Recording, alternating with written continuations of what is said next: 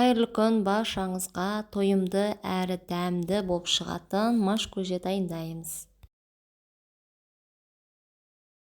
Алдымен етімізді қуырып, үстіне пиязымызды салып аламыз. Одан кейін сәбізімізді салып, жақсылап араластырып аламыз. Үстіне қызанағымызды, қызыл болгар бұрышымызды салып аламыз. Барлығын жақсылап араластырып, қуырып аламыз.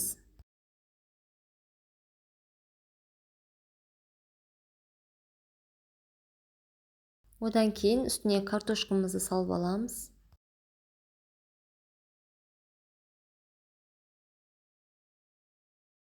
Одан кейін машымызды салып, суын құйып, қайнатып аламыз.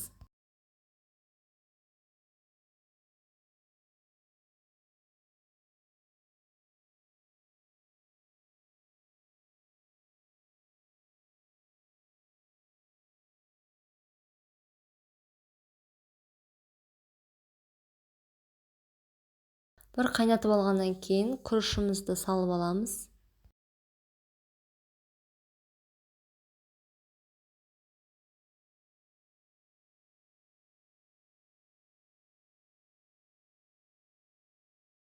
Маш көжеміз дайын, өте дәмді әрі тойымды тағам.